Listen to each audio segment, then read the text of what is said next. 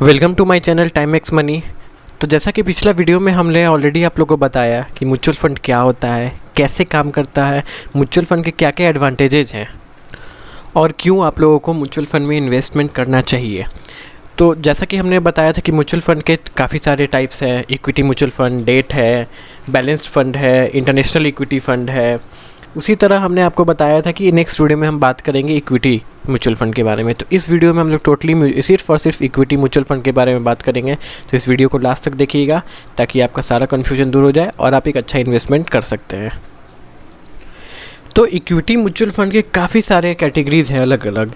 Risk taking capacity एक investor का देख करके इक्विटी म्यूचुअल फंड को भी अलग अलग कैटेगरीज में बांटा गया है, ताकि अगर कोई भी इन्वेस्टमेंट करे अगर लॉन्गर पीरियड ऑफ टाइम के लिए, तो एक इन्वेस्टर का फाइनेंशियल गोल काफ़ी आसानी तरीके से अचीव हो जाए।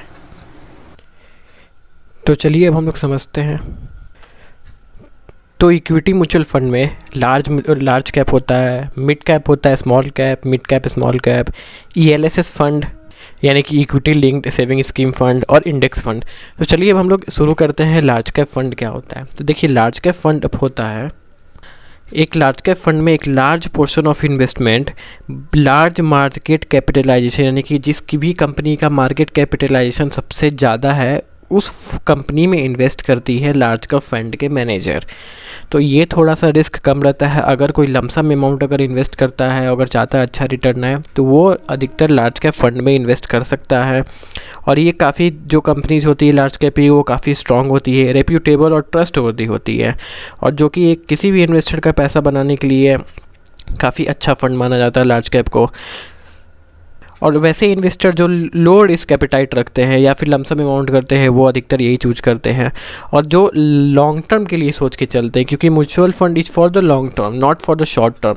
There are some mutual funds which is for the short term also, लेकिन यहाँ पे हम लोग बात करेंगे सिर्फ इक्विटी म्यूचुअल फंड की। लेकिन इक्विटी म्यूचुअल फंड आपको हमेशा लॉन्ग टर्म में बेनिफिट देती है।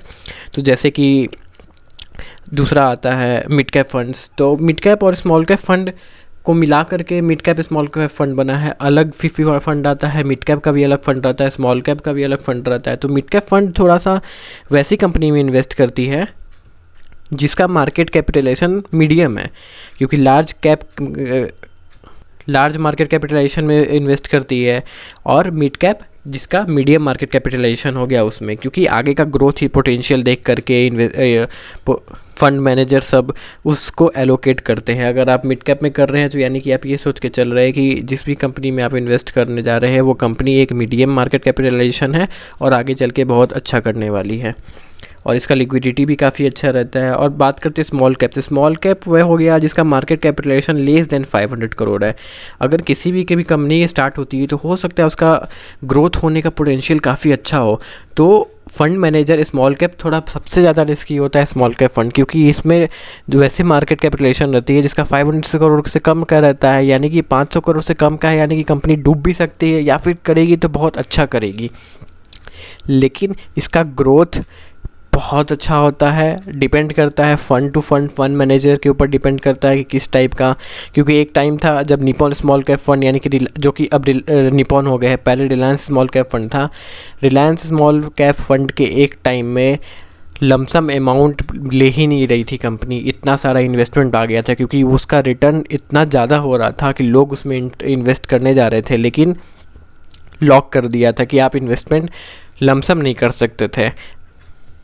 और फिर आता है डाइवर्सिफाइड फंड्स, थीमेटिक फंड्स। तो थीमेटिक फंड्स में होता क्या है कि आप किसी सेक्टर में डिफाइन कर देते हैं कि आपको अगर फार्मा सेक्टर में करना है, PSU में करना है, बैंकिंग में करना है, रूरल में करना है, या फिर आपको इंफ्रा में करना है। ये आपके ऊपर डिपेंड करता है कि आप किस तरफ फंड इन्वेस्ट करना चाहते हैं। तो ये टोटली इसमें आपका थीमेटिक फंड हो गया, डाइवर्सिफाई हो जाता है, अलग अलग सेक्टर में आप कर सकते हैं। और ELSS फंड बहुत ही इंपॉर्टेंस रखता है वैसे लोगों के लिए जो अपना टैक्स बचाना चाहते हैं। तो ELS एक ऐसा म्यूचुअल फंड है जो टैक्स बचाने के लिए आता है, और ये अपॉर्चुनिटी देता है लॉन्ग टर्म कैपिटल एप्रिसिएशन के लिए। तो ये बहुत इंपॉर्टेंस रखता है, क्योंकि according to the section 80C of income tax act 1.5 lakh तक का एक इन्वेस्टर को टैक्स बेनिफिट मिल जाता है। लेकिन ये एलएसएस फंड यानी कि equity linked saving scheme fund में लॉक इन पीरियड होता है 3 साल का, यानी कि आपका 3 साल लॉक रहता है फंड, आप उसको विड्रॉ नहीं कर सकते हैं। लेकिन आपको इसके साथ साथ आपका ग्रोथ भी होते रहता है इस फंड में। और लास्ट में आता है इंडेक्स फंड। तो इंडेक्स फंड क्या होगा कि आप पूरा इंडेक्स को बाई कर रहे हैं, जैसे कि सेंसेक्स हो गया, निफ्टी हो गया। ये ऐसे इंस्ट्रूमेंट हैं इन्वेस्टमेंट के लिए जहाँ पे लोग इंडेक्स फ़ंड खरीद लेते हैं। अगर डायरेक्टली शेयर मार्केट में आप इंडेक्स का फंड नहीं बाई कर सकते हैं कोई शेयर या फिर सेंसेक्स से, तो लोग इंडेक्स फ़ंड खरीद सकते हैं। ये एक रिस्की होता है थोड़ा सा, क्योंकि अधिकतर लोग डरते हैं। तो इसलिए अगर किसी को भी इन्वेस्ट करना है तो आप अकॉर्डिंगली म्यूचुअल फ़ंड के हिस्ट्री परफॉर्मेंस पे देख करके, आप फ़ंड मैनेजर को देख करके, आज आप नेट पे भी चेक कर सकते हैं। किसी भी फ़ंड में अगर आप इन्वेस्ट करना चाह रहे हैं तो वो फ़ंड किस किस कंपनी में इन्वेस्ट कर रही है उसका डिटेल्स आपको मिल सकता है। अगर आप जानना चाहें तो आप डेफिनेटली जान सकते हैं। तो अब हम लोग नेक्स्ट वीडियो में हम लोग बात करेंगे डेट फंड के बारे में, क्या कि डेट फंड क्या होता है। तो जैसा कि इस वीडियो में हम लोग टोटली बात किया, इक्विटी फंड क्या होता है, अलग अलग लार्ज कैप क्या हुआ है, मिड कैप स्मॉल कैप क्या हुआ है, डाइवर्सिफाइड फंड, ये एलएसएस फंड, इंडेक्स फंड क्या होता है, ये हमने बताया। अगर किसी को भी कोई डाउट है तो डेफिनेटली आप लोग कमेंट सेक्शन में पूछ सकते हैं।